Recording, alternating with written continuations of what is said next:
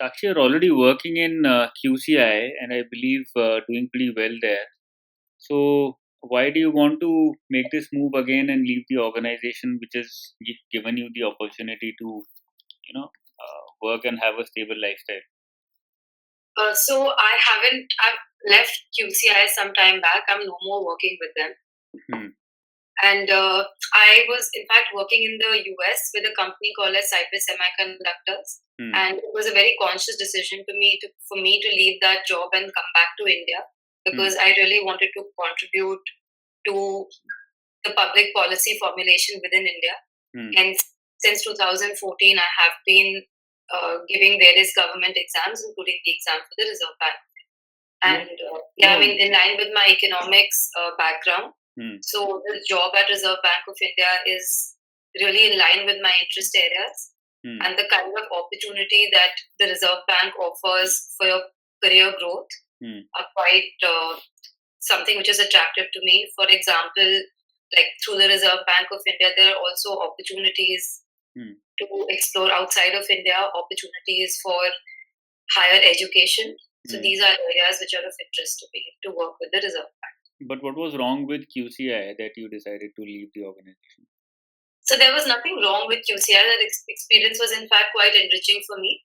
However, that role was a temporary role that I had taken in the middle. So that I could just keep gaining some professional experience. And I had actually suffered from some back injury, because of which I had to take bed rest for 1 year, because of which I had to quit the organization. Okay. CAG has recently come out with a report saying that the off-balance sheet financing by the central government has increased in the near past. So, can you throw some light on what is off-balance sheet financing and what is happening? Yes.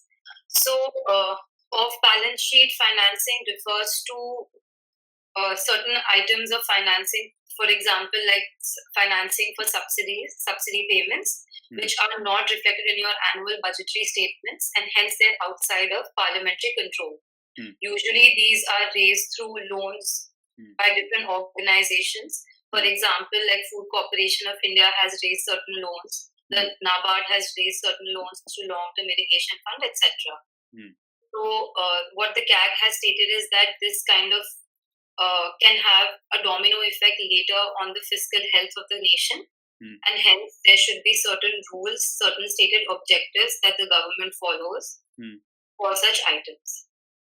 And these should be clearly disclosed to the parliament either through additional documents to the budget or it should be basically a rules-based or a principles-based activity. But what's wrong with it if the government is helping some autonomous organizations pick up money from the market and finance themselves, like let's say NABARD or FCI, as you mentioned? Then what is wrong with it? Because majority of the public sector banks are also guaranteed by the central government. Right. Similarly, NABARD or any other autonomous institution is equally guaranteed by the central government. So what is wrong if they are picking up money from the market and financing themselves? So there's nothing wrong in principle about this. So first of all, there should be clear laid out guidelines for such sort of financing, that like in what situations would this be resorted to.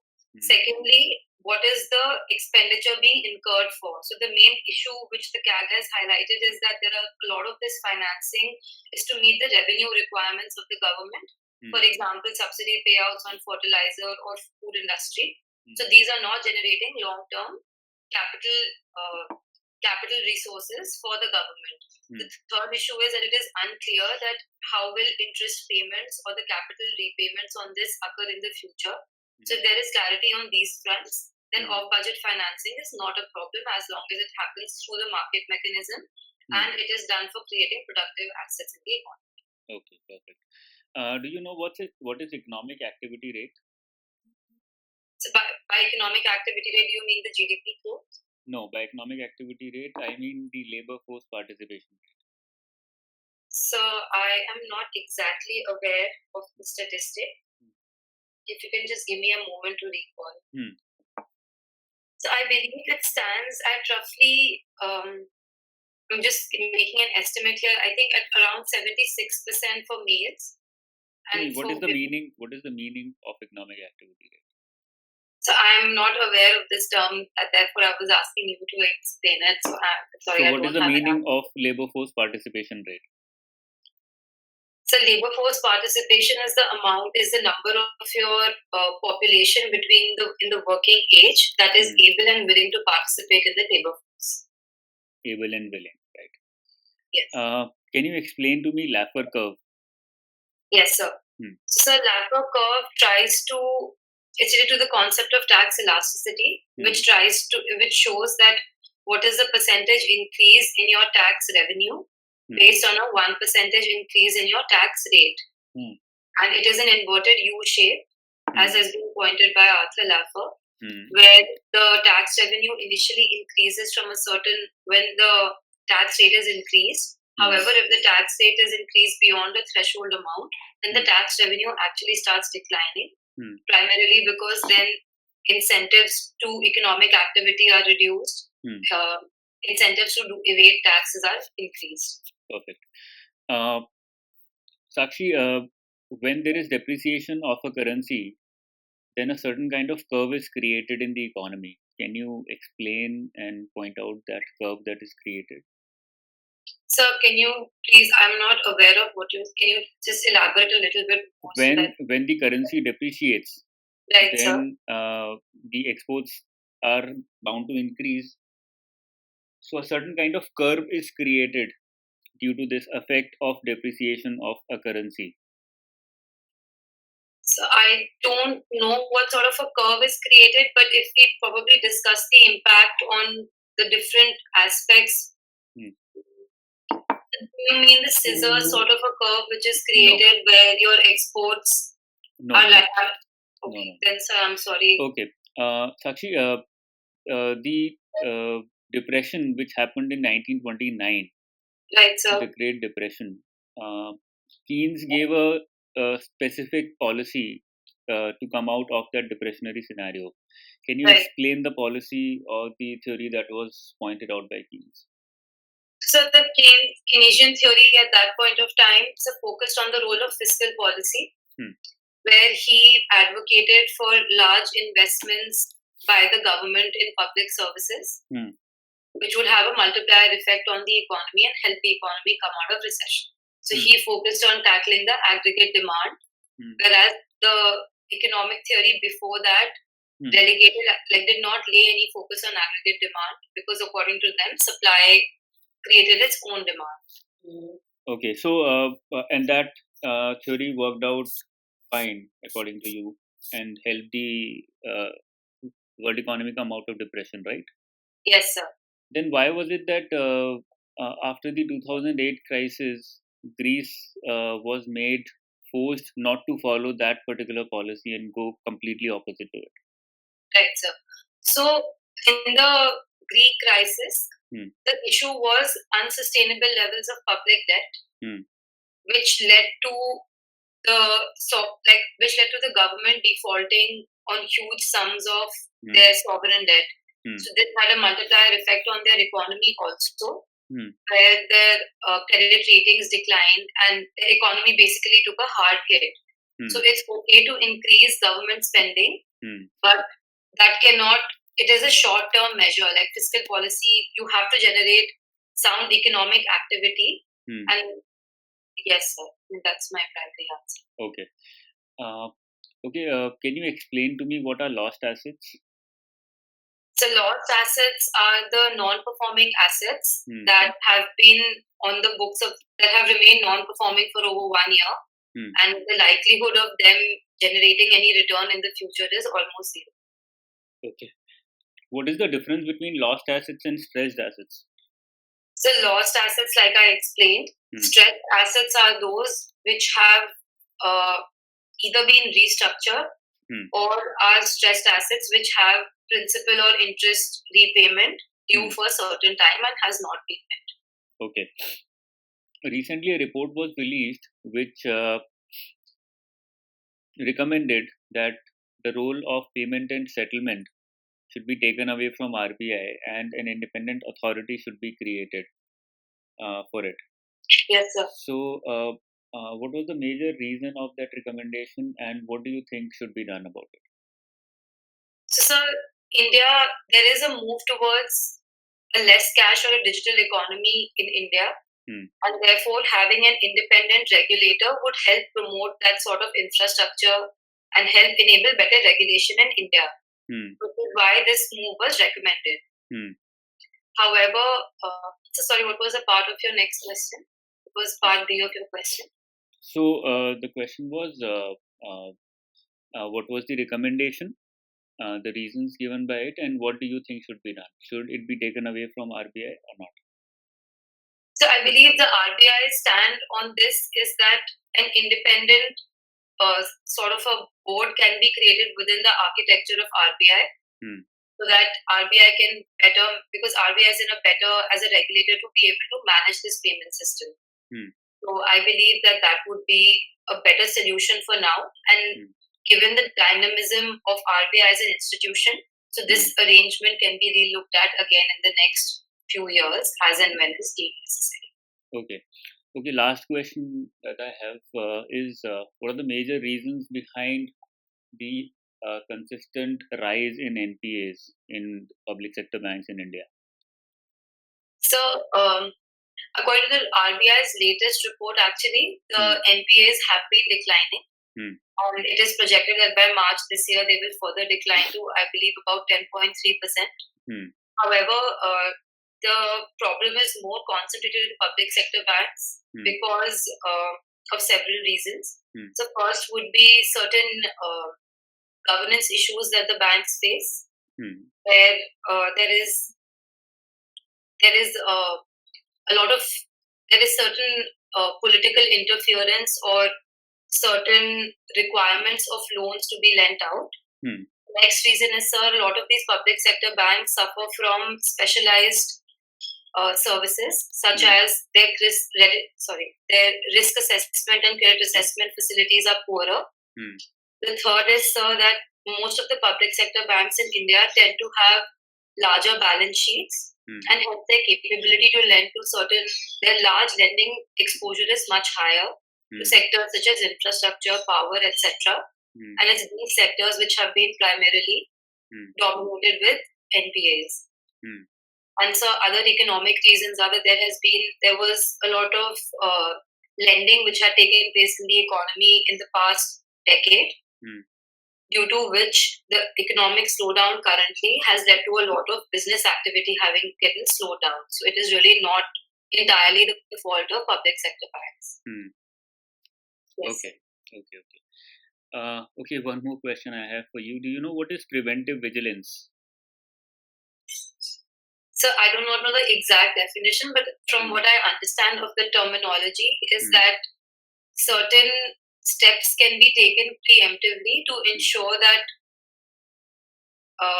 an issue doesn't get snowballed. So, for example, I believe the asset quality review exercise of RBI can be something which falls in this category, or the prompt corrective action framework can fall in this category, where you are, just to sum it up, like a stitch in time saves nine.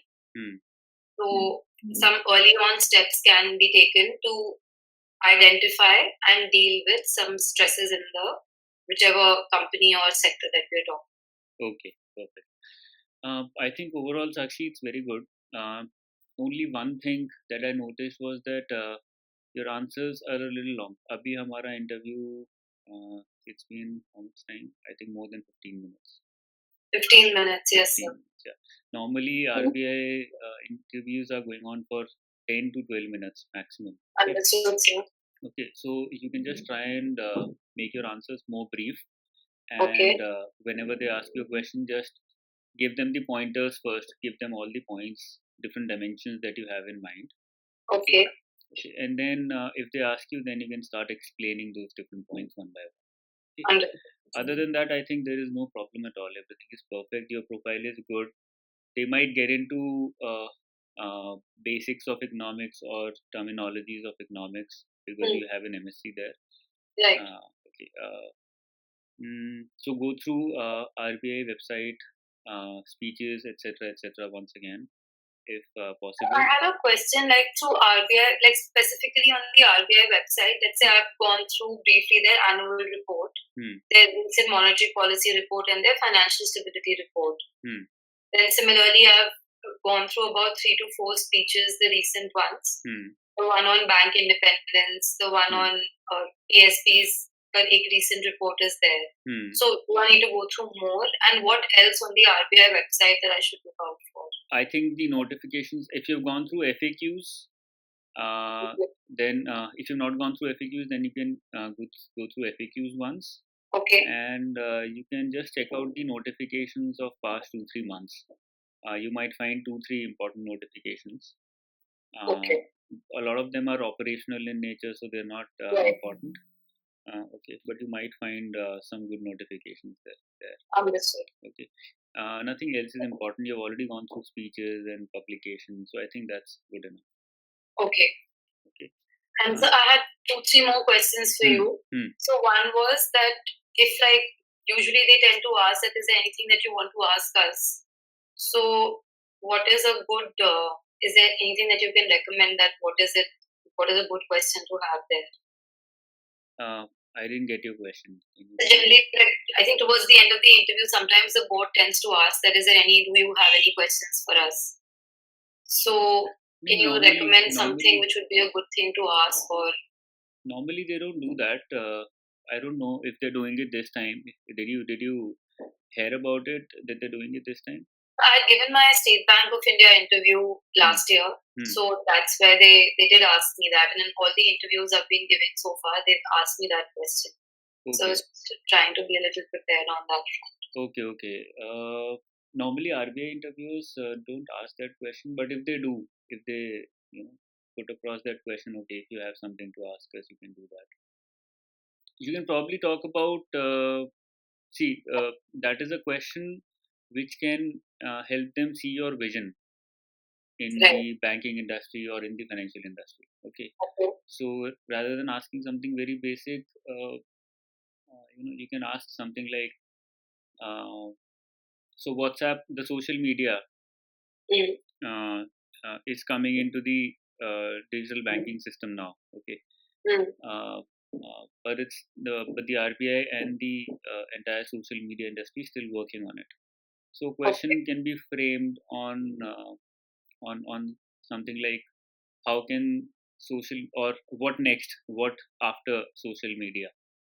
Okay, because about 2 years back, I think, about 2 years back, I wrote a paper on social media and how it can be a part of the entire digital banking revolution. And now RBI is working on bringing it into the payment system. So what after social media? How can India take the next step? Because when you're taking this step of social media, you should be aware about what next. Okay. Understood. Okay. So you can ask something of that sort, which can shake them up a little bit and make them to think about it. Okay. Thank you. And so I have 2 more questions. One is that I cleared my UPSC mains this time, and I'll be appearing for my interview next month. So from my profile, I think it's evident, or it's a likely question. So should I tell them this, that I did clear it, or should I try and avoid that? Unless they ask you directly, don't mention it. Okay. And in case they do, like, should I say no, I haven't cleared, or should I say I have cleared? They normally don't ask you such questions. They would. I've always been asked, and I think I was also going through some transcripts of this year's interview. So considering I also have a gap in my work experience over the past 5 years, so it's most likely that they will ask me this question. So the way they put across the question is, are you also appearing in UPSC simultaneously? I've asked this question that, you're also giving the UPSC exam, so will you join the RBI, or why should we take you? Yes. If that is your primary area of interest. Yeah. So they're not asking you whether you've cleared UPSC mains this year or not. Okay. Right. They're asking you what would be your priority if you get into RBI. Okay. So you tell them, yes, sir, I've been appearing in various government exams, which includes, and my top priorities are only these 2, RBI and UPSC. Okay. They're considered the most prestigious organizations or institutions. Okay. Right. So if I get into RBI, because I have that background, I have that knowledge, I have that experience also. I would want to get into the details of the financial industry.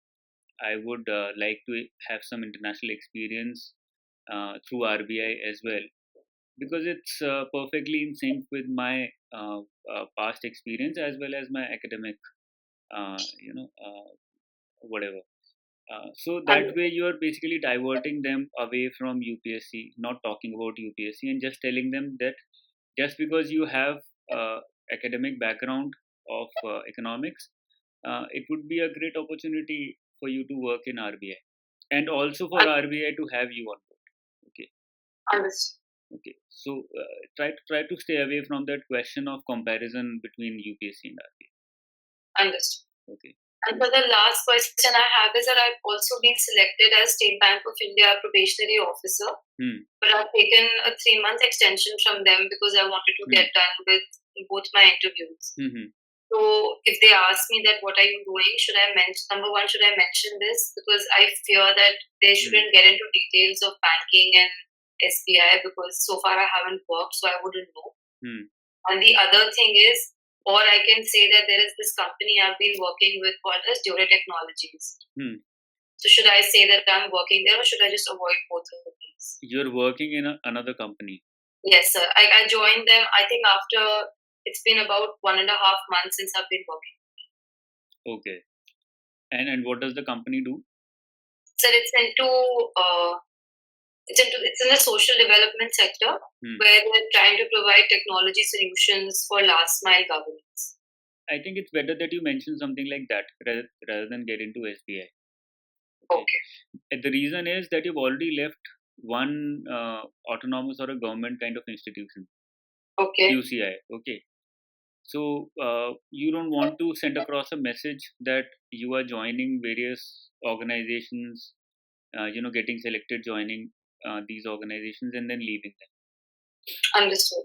Okay. So they would be like, okay, you've got selected in SBI. Why don't you go and join it? Why are you coming here? Okay. Okay. So that sends across a negative message. Understood. Okay. So it's better not to mention SBI. Instead, you can mention the other one. And should I also mention the other one, or should I just say that I'm currently just preparing for my interview? You can say that, sir, along with my interview prep, if that comes across, you can mention it. It's always a positive. You can say that along with my studies, I'm also working with some institutions which are working at the grassroots level. Through those institutions, I'm getting a lot of experience in technology, in how good governance can be carried out through technology. Okay. And I believe, sir, all that experience is going to help me with my work in RBI also. That's why I believe that I'm improving upon my CV, resume, and also with my knowledge at the same time, along with my studies. Okay. Okay. So you can always mention those things. Understood. Okay. All right. Yeah. Thank you so much, Anuj. Anything else? Any other pointers for me? I think that was the only point. Everything else is fine. And the confidence is good. Your language is good. Everything else is fine. Okay, just make sure that you're brief so that they have the opportunity to ask you more and more questions. Understood. Okay, that's the only thing that you need to keep in mind. Okay. All the best. Let me know how your interview goes. Okay. Yeah.